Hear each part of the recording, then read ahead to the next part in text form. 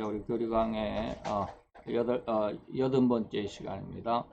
사무엘상 15장 22절하고 야고보서 2장 8절 두 구절을 통해서 성화하고 선행의 이런 과정들을 한번 생각을 해보고자 합니다. 우리가 지난 시간에 1시간 했고, 이어서 우리가 오늘 퀴즈로 시간을 하나님의 은혜 안으로 들어가 보도록 하겠습니다. 본문 사무엘상 15장 22절 우리 다 같이 한 목소리로 봉독합니다. 사무엘이 가로되 여호와께서 번제와 다른 제사를 그 목소리 순종하는 것을 좋아하심같이 좋아하시겠나이까? 순종이 제사보다 낫고 듣는 것이 수양의 기름보다 나으니. 야고보서 2장 8절입니다. 너희가 만일 경에 기록한 대로 내 이웃 사랑하기를 내 몸과 같이 하라 하신 최고한 법을 지키면 잘하는 것이오니와. 아멘.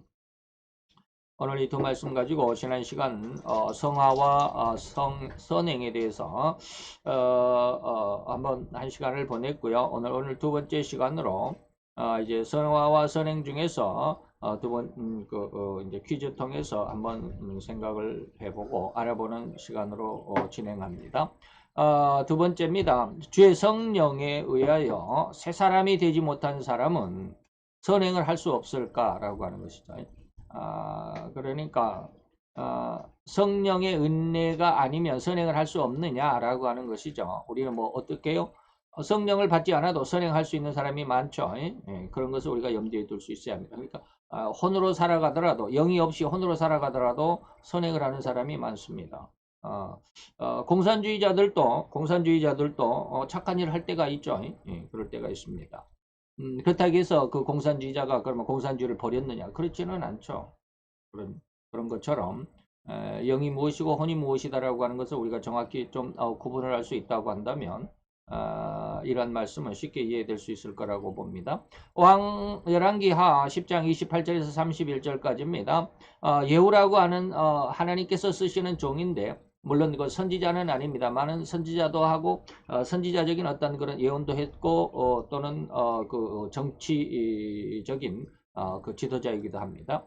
예후가 이와 같이 이스라엘 중에서 바알을 멸하였으나 이스라엘로 범죄케 한 느바세 아들 여로보암의 죄 곧 베델과 단에 있는 금송아지를 섬기는 죄에서는 떠나지 아니하였더라.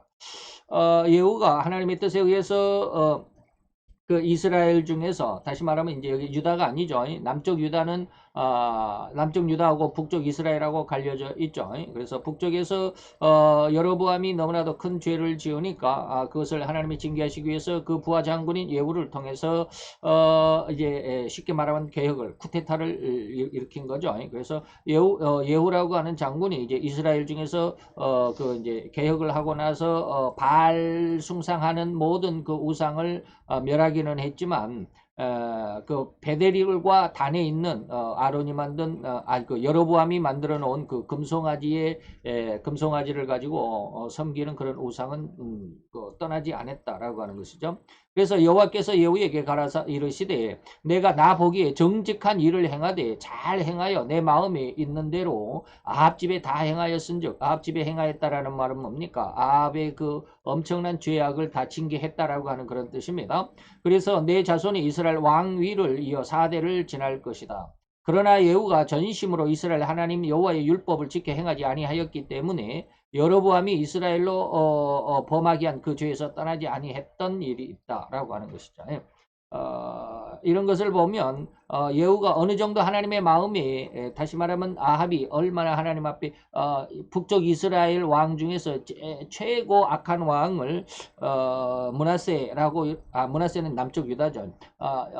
아합이다라고 이렇게 말할 수도 있습니다. 그런데 그 아합의 어디가 있습니까? 아까 어디가 있지? 아합의 집에 행했다라고 하는 것은 하나님께서 아합을 징계하시기로 했을 때 그 모든 아합의 집안이 가문이 완전히 망하게 되는 이러한 일의 끝장을 본 사람이 바로 예후라고 할 수 있겠죠. 그래서 이제 이 아합의 어떤 그 줄기를 쫓은 왕위가 이제 예후로 통해서 그 왕권이 왕의 가문이 바뀌게 되는 거죠. 이러한 어떤 아합을 징계하는 것에 대해서는 하나님의 마음에 맞지만, 그러나 우상을 떠나지 않은 것에 대해서는 하나님의 마음에 아직도 남아있다라고 하는 것이죠.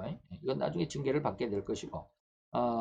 누가복음 6장 33절에 보니까 너희가 만일 선대하는 자, 나에게 좋게 대하는 자를 나는 좋게 하고 나에게 나쁘게 대한 자는 내가 또 그대로 또 원수로 갚아주는 이러한 것이죠. 그렇게 한다면 칭찬을 받을 것이 무엇이냐? 사람은 우리가 뭐 흔히 말해서 오는 정이 있어야 가는 정이 있다. 뭐 이렇게 말하는 것도 있죠. 인간은 여기서 떠날 수가 없습니다. 상대방이 나에게 잘못하는데 내가 무조건 잘해줄 수는 없는 것이죠. 뭐 조금은 잘해줄 수 있을지 모르지만 끝까지 잘해줄 수 있는 것은 아니다라고 하는 것이죠. 그래서 인간의 어떤 사랑은 거기에서 어떤 한계가 있다라고 하는 것이죠. 그래서 선대하는 자를 내가 선대하면 칭찬받을 것이 아무것도 없다 이 말이죠. 죄인들도 다 이와 같이 하는 거예요. 그런데 진정한 하나님의 사람들은 끝까지 사랑할 수 있는 그런 마음이 있어야 되는데 아직 저도 뭐 그러지는 못하는 것 같아요. 아직은 뭐 하나님의 그 은혜와 그 사랑에 푹 젖어 있지는 못하는 것 같아요. 자, 선행을 하나님의 안목에서 선행을 하나님의 입장에서 선행을 하느냐 아니면 세상적이고 그래서 윤리적이거나 도덕적인 어떤 선행을 하는 것이냐라고 하는 것이 이러한 그 어떤 그 보는 입장에 대해서 다르다 이 말이죠. 그 안목의 차이를 절대 인정할 수 있어야 합니다. 이를 달리 말하면 곧 신앙적인 면에서 해석을 한다고 한다면 하나님의 안목에서의 선행은 영적인 선행이라 할 수 있을 것이고 윤리적인 도덕적인 선행은 혼적인 선행이다 라고 하는 것입니다. 그래서 아까 제가 영과 혼을 좀 구별할 수 있었으면 좋겠다라고 이렇게 말씀드린 거죠. 즉 윤리적인 그래서 인간적인 선행은 아무리 다양하고 아무리 큰 선행일지라도 결코 하늘의 상급은 없습니다. 불법을 행한 자들아 내게서 떠나가라 라고 하는 마태 7장 23절이죠. 여기서 내가 너희를 도무지 알지 못하니 내게서 불법을 행한 자들아 내게서 떠나가라. 이렇게 하실 수밖에 없는 결론이라는 말이죠. 그 이유는 결코 이 불법은 자기의 영광이나 자기의 자랑 자기를 드러내고자 하는 교만의 열매일 뿐이기 때문에 그렇습니다. 그러나 반면에 너무나도 작은 선행일지라도 그것이 하나님의 안목에서의 선행이라고 한다면 그것은 하나님 앞에 큰 상급을 얻을 수 있을 것입니다. 그래서 제가 다섯 개나 여러분들에게 제시를 해드립니다. 여호수아 6장 17절에 보니까 이 성과 그 가운데 모든 물건은 여호와께 바치되 기생 라합의 집과 무릇 그 집에 동거하는 자는 살려준다. 여호수아가 다시 말하면 이제 모세가 여리고성을 점령을 할 때 그 성을 점령을 할 때 그 정탐꾼을 보냈는데 그 정탐꾼을 영접한 사람이 누구요? 기생 라합이었죠. 기생 라합이 그 여리고 왕의 칼날을 피하여 도망할 수 있도록 그 도와준 그런 은혜가 있습니다. 그래서 하나님이 여리고성을 멸망시킬 때에 기생 라합의 그 집과 그 집에 동거하는 모든 자는 살려주셨다라고 하는 것이죠. 이는 그가 우리의 보낸 사자를 숨겼습니다. 그랬죠. 야고보서 2장 25절에 보니까 또 이와 같이 기생 라합을 통해서 이제 구약에서는 여호수아 6장 17절은 본 그 사건을 기록한 것이고 신약의 야고보 2장에는 신약의 야고보 선지자가 야고보 선지자는 아니죠. 야고보 예수님의 동생인데 야고보가 구약의 그 기생 라합의 사건을 되새기는 거죠. 기생 라합이 사자를 누굽니까 여호수아의 여호수아의 스파이들이죠. 첩자들. 여리고성이 어떤지 이렇게 잘 한번 염탐을 하고 온나라라고 했던 그 사자들을 접대하여 다른 길로 나가게 할 때에 행함을 의롭다 하심 받은 것이 아니겠느냐. 또 히브리서 11장 31절 다시 말하면 이게 지금 무슨 뜻이냐면 아까 질문이 뭐였어요? 질문이 뭐였느냐면 성령에 의하지 않고 새 사람이 아직 되지 못했다면 이렇게 성령에 의하지 않는 사람은 구원받지 못한 사람은 선행을 할 수 없는가 이 말이죠. 선행을 할 수 있다라는 것입니다. 다시 말하면 이 기생 라합은 아직 은혜를 받지 않았음에도 불구하고 여호수아의 그 정탐꾼들을 스파이들을 도와줬다라고 하는 것이죠. 또 히브리서 11장에도 라합에 대해서 기록하고 있습니다. 믿음으로 여기서 믿음으로라는 말이 있죠. 기생 라합은 정탐꾼을 평안히 집에 영접했고 또한 잘 도망갈 수 있도록 퇴로를 마련해 줬다라고 하는 것이죠. 그 다음에 마태 10장 41절에 보니까 선한 하나님의 뜻 안에서 선한 행위가 이건 뭐냐면 앞에 세 개는 뭐예요? 육신적인 어떤 모습 안에서도 선행을 할 수 있다는 그런 내용이죠. 다 기생 라합을 중심으로 해서 이런 이야기를 합니다. 마태 10장 41절에 보니까 우리가 하나님의 믿음 안에서 선지자의 이름을 가지고 선지자를 영접하는 자는 선지자의 상을 받을 것이다. 의인의 이름으로 의인을 영접하는 자는 의인의 상을 받을 것이다 라고 하는 것이죠. 무슨 말인지 여러분들 이해할 수 있기를 바랍니다. 누가복음 6장 33절에 보니까 너희가 만일 선대하는 자를 선대하면 칭찬받을 것이 무엇이냐 죄인들도 이같이 하느니라. 앞에서 말씀드린 그런 내용이죠. 이것도 역시 마찬가지로 이거 누가복음 6장도 쉽게 말하면 성령으로 거듭나지 않았어도 다시 말하면 혼적인 삶 속에서도 선행을 할 수 있다는 것이죠. 곧 오늘 질문에 정답은 인간으로서 윤리적이거나 도덕적으로 얼마든지 선행을 할 수 있다는 것입니다. 그것처럼 비록 예수 그리스도의 십자가의 대속을 믿음으로 성도가 되었을지라도 절대로 영적인 선행이 아니라 혼적인 아니면 인간적이거나 윤리적이거나 도덕적인 선행은 할 수 있다라고 하는 것이죠. 이걸 부인할 수가 없습니다. 성도라는 이름으로 행한 모든 선행이 결코 선지자의 상이나 의인의 상급에 해당하지는 않는다는 것을 기억해야 합니다. 성도라는 이름으로 행한 모든 선행이 선지자의 상급을 얻거나 의인의 상급을 받을 수는 없다라고 하는 것입니다. 아까 말했던 방금 여기에서 위에서 말하는 것이죠. 예수 그리스도의 십자가의 대속을 믿음으로 믿은 성도가 되었을지라도 그 성도가 행하는 것은 모두가 다 하나님의 뜻 안에서의 선행이 아니다. 육신적인 선행이 있을 수 있다라고 하는 것입니다. 그래서 윤리적이고 도덕적이고 이러한 것으로 산다라고 하는 것은 부인할 수가 없다. 누가 성도라 할지라도 이 말이죠. 진실로 보혜사 성령님의 은혜로 말미암아서 3대 책망을 받은 자라야만이 이러한 영적인 그래서 그 정결함과 거룩함 속에 나오는 선행만이 진정한 하나님의 영의 선행이다라고 말할 수 있겠다라는 것입니다. 이런 걸 잘 구별할 수 있어야 되는데 지금 좀 어렵기는 할 겁니다. 세 번째입니다. 세 번째 문제. 주의 성령에 의하여 새 사람이 되지 못한 사람의 선행은 왜 불완전할 것인가? 불완전한가? 혼적인 선행이 왜 불완전하냐 이 말이죠. 열왕기하 10장 28절, 29절, 31절에 보니까 예후에 대해서 또 같이 얘기를 하죠. 쭉 예후가 이와 같이 이스라엘 중에서 바알을 멸하였으나 이스라엘로 범죄케 하는 느바세의 아들 여로보암의 죄고 베달과 단에 있는 금송아지를 섬기는 그 우상에게서는 떠나지 아니했다라고 하면서 30절을 지나서 31절에 가보니까 그러나 예후가 전심으로 이스라엘 하나님 여호와의 율법을 지켜 행하지 아니했다. 그렇죠.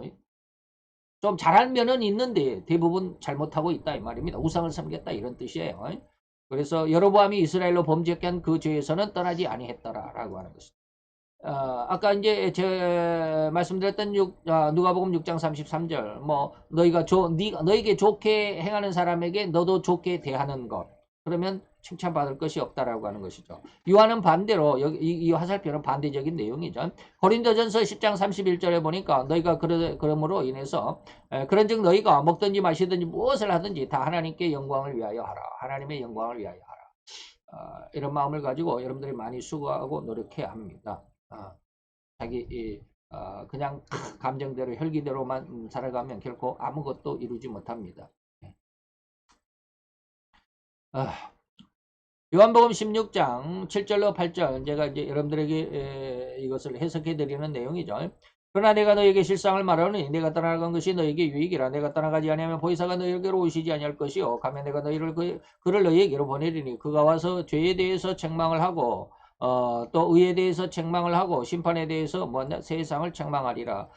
제가 지금 여기에서 핵심이 죄에 대한 책망만을 여러분들에게 강조하고 싶어서 이것만 이제 굵은 글씨로 또 빨간 글씨로 했습니다. 의에 대해서 또는 심판에 대해서는 지금 여러분들에게 설명해 드리지는 않겠습니다. 물론 이미 다 설명을 했지만 자, 우리 일반적인 신앙의 기본은 예수 그리스도의 십자가의 대속 그리고 그 보혈에 의해서 성도된 자들의 모든 죄가 사해졌다. 예수님이 우리 죄인들의 모든 죄를 대속했다는 교리적인 믿음을 가지고 있는 것은 저도 부인하지 않고 이것이 사실이죠. 그런데 이것이 조금은 안타까운 결과를 낳았음을 우리가 부인할 수는 없죠. 다시 말하면 이런 해석으로 인해서 이제 성도는 결코 죄가 없다. 그래서 앞으로의 그 어떤 죄일지라도 결코 죄가 될 수 없다라는 이런 극단적인 견해로까지 나아가게 되었으니까 이것이 바로 구원파라고 하는 것이죠. 이런 단체가 이 구원파의 단체가 옛날에는 오대양 사건을 일으켰고 얼마 전에 배가 침몰된 세월호의 그 주관이 누구죠? 유병헌인가?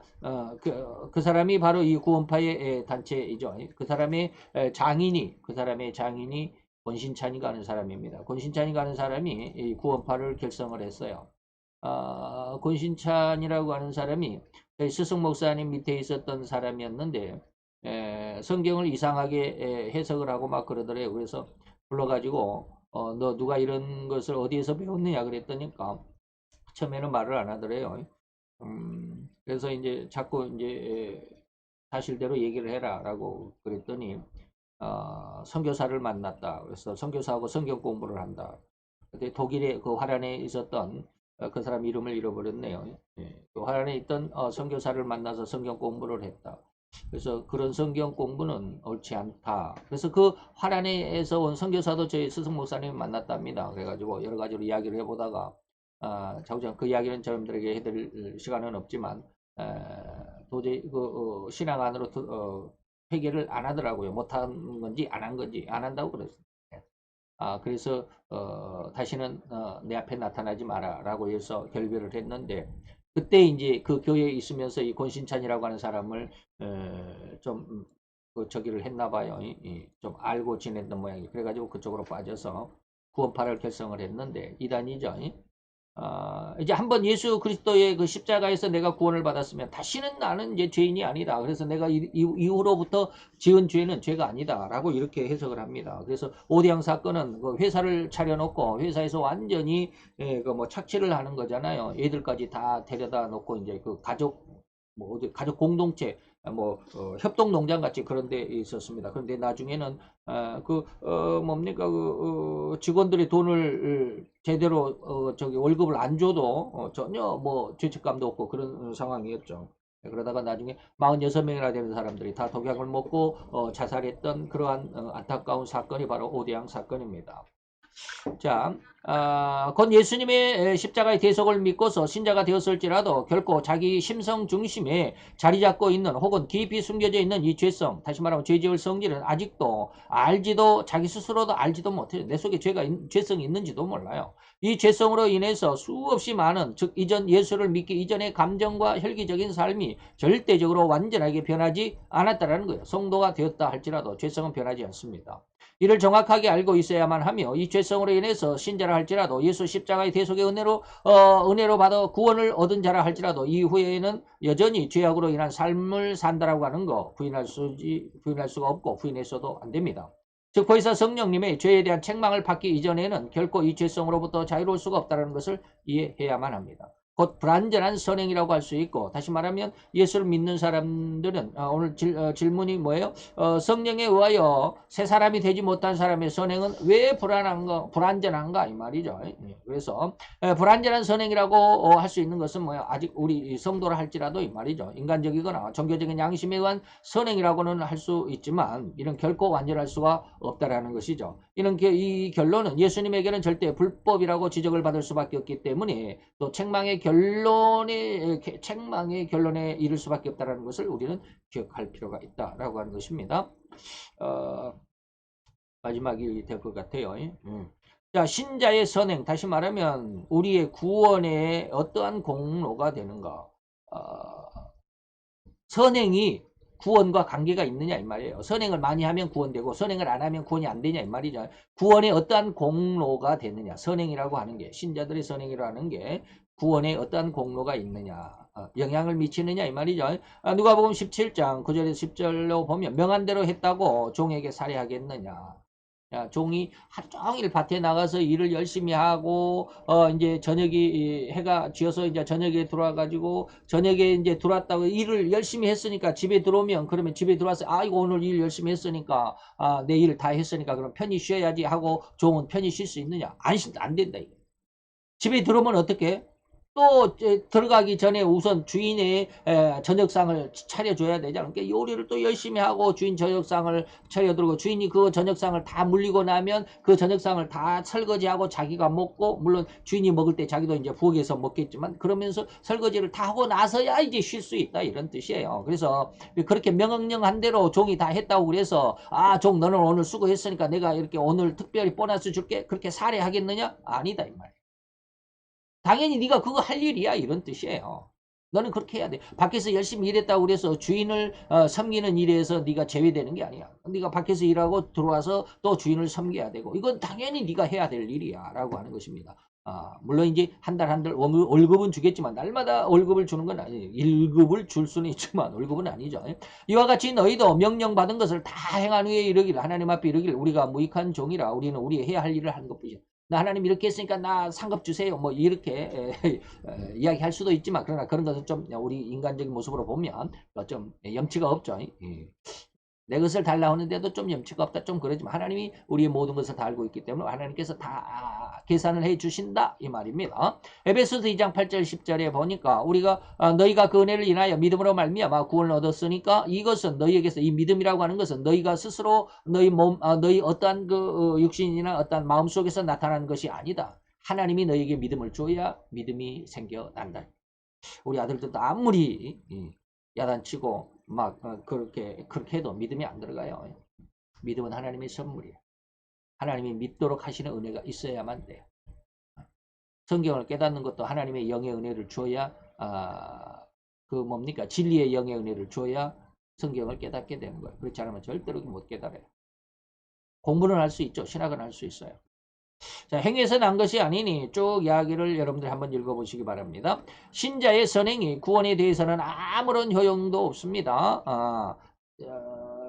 선행을 많이 했다고 해서 구원되는 게 아니다 이 말입니다. 구원과 선행은 전혀 관계가 없어요. 즉 제 아무리 엄청난 선행을 했다고 해서 구원이 되는 것이 아니다라는 의미죠. 선행과 구원의 연관관계는 결코 허리만큼도 없음을 이해할 수 있어야 되고 그래서 좋은 일 선행을 많이 해서 천국을 가겠다라는 생각 그런 사상 그 자체가 하나님의 의도에서 완전히 벗어난 잘못된 생각일 뿐임을 기억해야만 합니다. 로마서 3장 21절 그러므로 율법의 행위로 그 율법을 다시 말해서 법대로 내가 도덕적으로 헌법적으로 뭐 윤리적으로 모든 것을 다 했다고 그래서 내가 의롭게 되느냐 아니다 이 말이죠.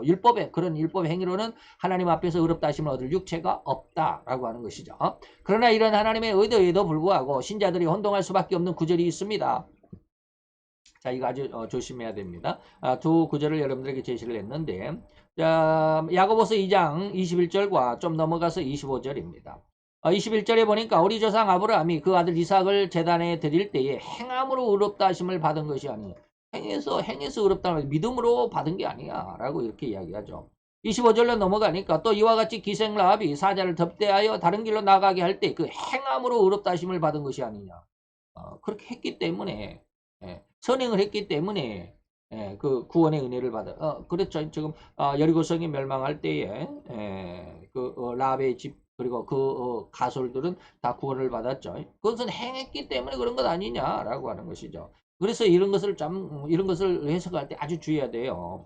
이런 성경 구절은 실로 수없이 많은 성도들을 행함을 강조한다고 여기고 또 그렇게 믿도록 하는 그런 어떤 잘못된 기준일 수 있죠. 잘못 해석하면 그렇다. 성경이 잘못됐다는 게 아니라 해석하는 그 기준 자체가 잘못됐다 이 말이에요. 그러나 이런 구절들의 앞뒤를 신중하게 들여다봄으로 인해서 이렇듯 잘못된 신앙 중심을 잡아가는데 주의를 기울여야만 합니다. 다시 말하면 21절에 뭐라고 그랬어요? 행함으로 의롭다 하심 받은 것이 아니다라고 말하면서 22절에는 뭐라고 그러느냐면 네가 보거니와 믿음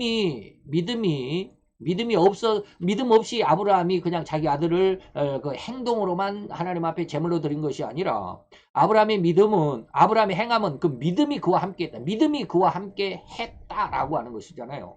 믿음이 그의 행함과 함께 일하고 그래서 그 행함으로 그 믿음을 뭐 했다? 온전케 했던 증거가 됐다라고 하는 것이죠. 또 24절에 넘어가 보니까 25절에 있기 전에 또 이와 같이 기생 라합을 이야기하기 전에 24절에 뭐라고 그랬느냐면 이러보건대 사람의 행함으로 의롭다 하심을 받는 행함으로만 의롭다 하심을 받고 믿음으로만은 아니다.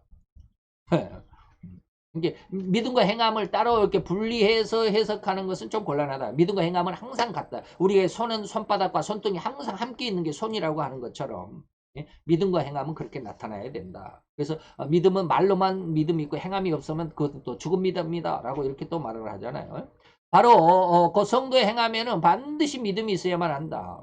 이렇게 믿음으로 행함. 그래서 모든 성도는 다 믿음으로 행한다라고 생각하고 또 자기의 행함은 결코 믿음에 의한 것이라고 생각하는 오리에 빠지고 말 것이며 빠져 있음을 또한 부인할 수가 없죠. 즉 신자들 성도들은 이 믿음에 대해 정확히 알고 있어야만 하는 아주 중요한 사실이죠. 아무리 자기가 자기 자신이 믿음으로 행했다고 자신하고 자부할지라도 결코 하나님은 그 성도 그 신자의 행함을 인정하지 않을 수 있다는 것을 또한 잊지 말아야 됩니다. 참 말이 어렵습니까? 자, 내가 늘 이야기하는 마태 7장 22~23절입니다. 자기 나름대로는 주여 우리가 주의 이름으로 선지자, 누구의 이름으로? 예수님의 이름으로 분명히 했어요. 예수님의 이름으로 귀신도 쫓아냈고 주님의 이름으로 예수님의 이름으로 많은 권능을 행했습니다.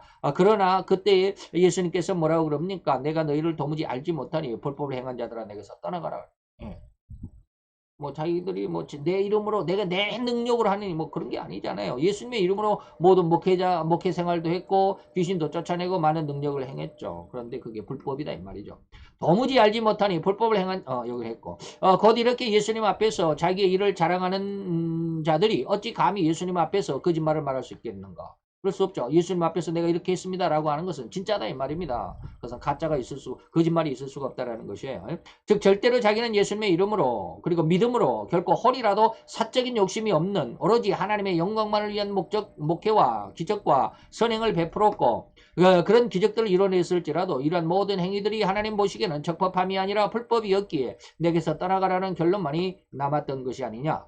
성도는 또 신자는 결코 이러한 잘못된 믿음, 자기의 영광이나 자기 야망을 달성하기 위한 또 남 앞에서 자랑을 삼고 어깨를 으쓱할 수 있는 의수되는 그런 마음을 가지는 선행들은 결코 허리만큼도 하나님께 인정을 받을 수 없다는 것을 기억해야만 합니다. 곧 앞에서 선행에는 인간적인 안목에서의 선행과 그 믿음, 또 하나님의 안목에서의 인정하신 선행과 또한 그런 믿음이 있음을 분별할 줄 알아야 하고 분별할 수 있는 신앙이 되어야만 한다고 앞에서 말씀드렸죠.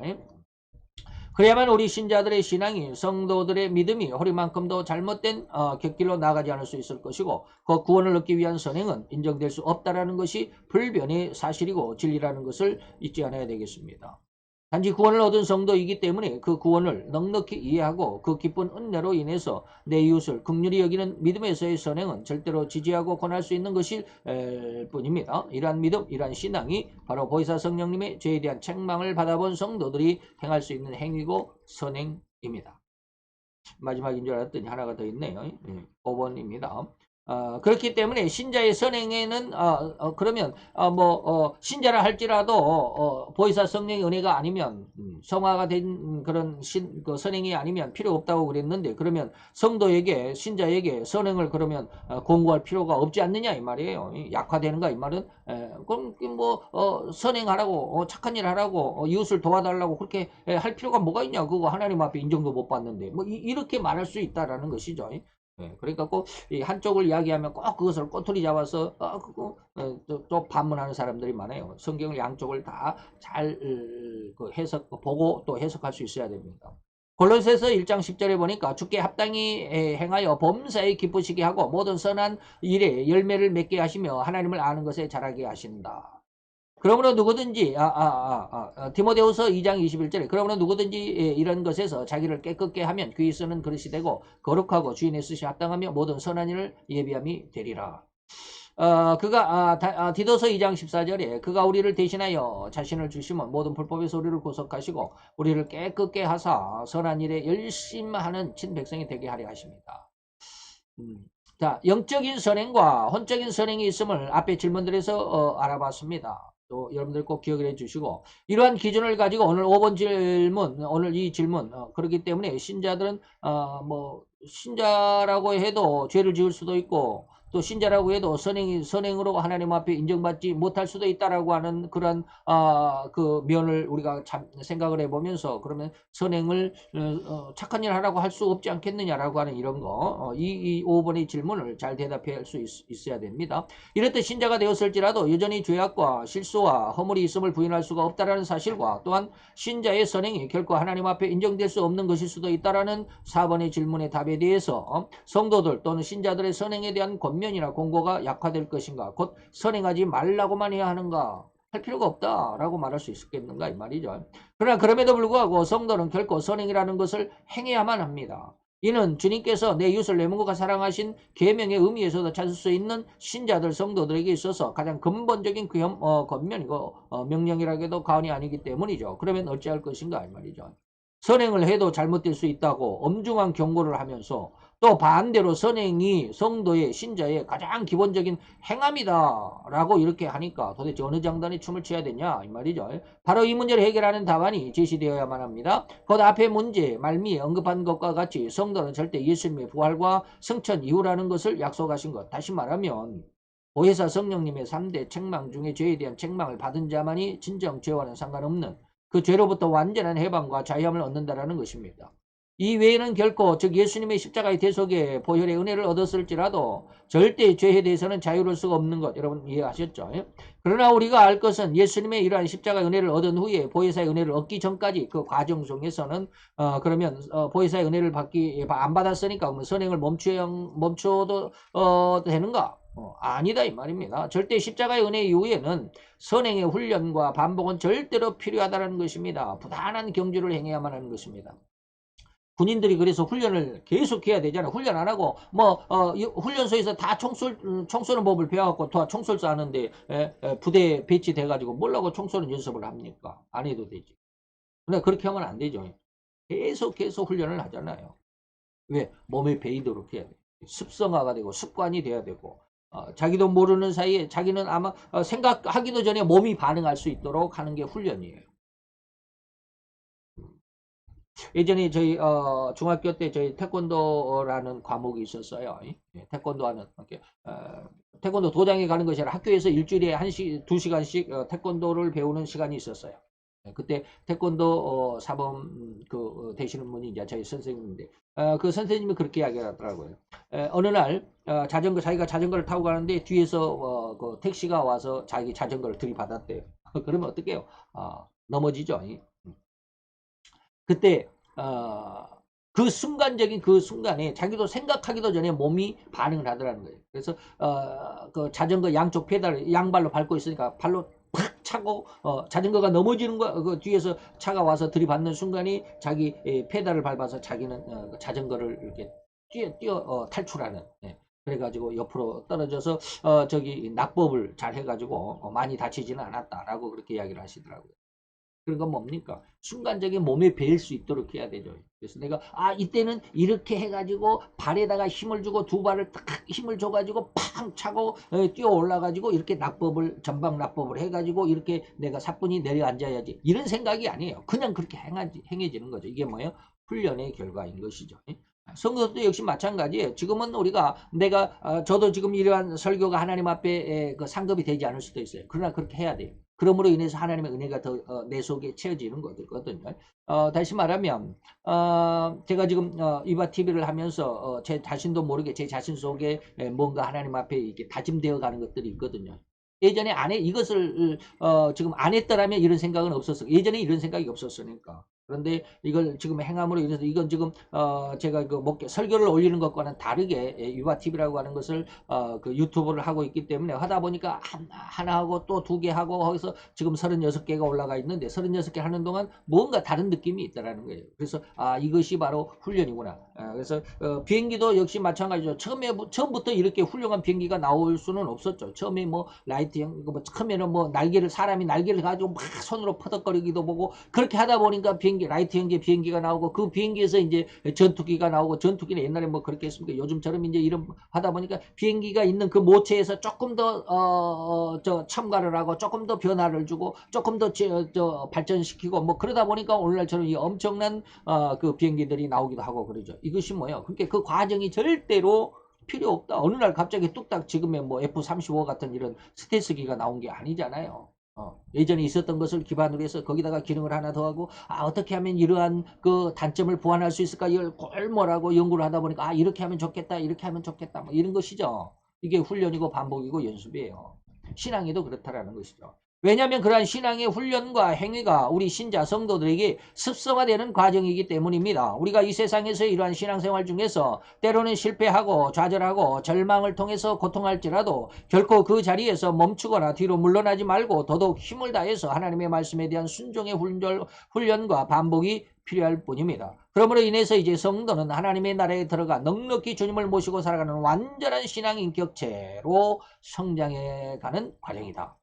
곧 완전한 신앙, 곧 영성인의 단계에 이르기까지는 엄청난 실수와 실패와 좌절감 속에서 힘들어할 수밖에 없을 것입니다. 이게 훈련의 과정이죠. 그러나 그럼에도 이러한 과정이 절대적으로 필요할 뿐임을 잊어서는 안 됩니다. 이러한 반복적인 실수와 실패를 반복함으로 인해서 성도는 신앙의 성장을 이루게 되고 이러한 반복적인 실수와 실패가 또한 올바른 신앙 성장의 과정이라고 하는 것 절대로 이해할 수 있어야만 하겠습니다. 그래서 명확하게 성도에게도 죄를 지을 수 있고 성도가 정말 하나님 앞에 헌신하고 충성했지만 하나님 앞에 잘못됐다라고 책망을 들을 수 있는 그런 아주 잘못된 것, 잘못된 신앙이 있다라고 하는 것 우리가 꼭 염두에 두면서도 우리가 그런 실수와 잘못을 통해서 그 실수와 잘못할 때 내가 좀 이건 안 돼, 이래 하나님이 싫어하니까 나는 이게 안 해야지 하고 그냥 주저앉아 버리는 것이 아니라 그래도 해야 된다라는 것이. 왜? 사도 바울이 사도가 되기 전에는 사울이었을 때는 어떻게 해요? 예수 믿는 스데반을 잡아 죽이기도 하고 막 그러잖아요. 그런데도 그러한 일을 하다가 보니까 하나님께서 어느 날 네가 왜 나를 네가 나를 왜 핍박하느냐? 내가 언제 예수님 핍박했습니까? 네가 이런 일들이 바로 나를 핍박하는 거다. 그때 이제 그로 말미암아서 이제 사울이 바울이 되어가는 것이죠. 이런 신앙의 과정이 있다라고 하는 것 결코 여러분들이 놓쳐서는 안 되고 잊어버려서도 안 됩니다. 이런 것 신앙과 그 성화와 선행에 대해서 오늘 이 시간 다시 한번 잘 기억을 해 주시기를 바라고 기도하도록 하겠습니다. 할렐루야 주님, 오늘도 여호와의 귀한 은혜를 감사합니다. 영광 안에서 또 은혜 안에서 우리로 하나님의 보호와 인도하심이 우리 가운데 있어서 우리가 실패하고 좌절하지만 또는 넘어지고 쓰러지고 자빠지지만 아버지 그것이 우리의 실패에 그리고 또한 그것이 우리의 무덤이 되는 것이 아니라 우리의 그런 실패와 좌절과 고통과 절망을 딛고 일어설 수 있는 하나님의 은혜와 하나님의 인도하심과 보호하심이 있음을 믿고 감사함을 드리나이다. 이제 우리로 인해서 결코 실패하지 않을 것이고 결코 또한 아버지며 절망과 좌절의 자리에서 영원히 아버지며 묻혀버리지도 아니할 것은 하나님이 나와 함께 하심을 믿나이다. 그래서 주의 지팡이와 막대기가 나를 아니하시고 내가 사망의 음침한 골짜기를 다닐지라도 결코 그 해를 두려우지 아니하고 그 해를 결코 무서워하지 아니할 것이고 하나님 앞에 영광을 돌려드릴 수 있는 결론에까지 성장할 수 있다라고 하는 아버지의 다윗의 고백과도 같이 우리의 신앙이 진정 하나님 앞에 영광이 되어가는 귀한 그 결론적인 열매로 성장하며 나아갈 수 있을 줄로 믿고 감사함을 드리며 예수 그리스도 이름으로 기도드려 싸움나이다.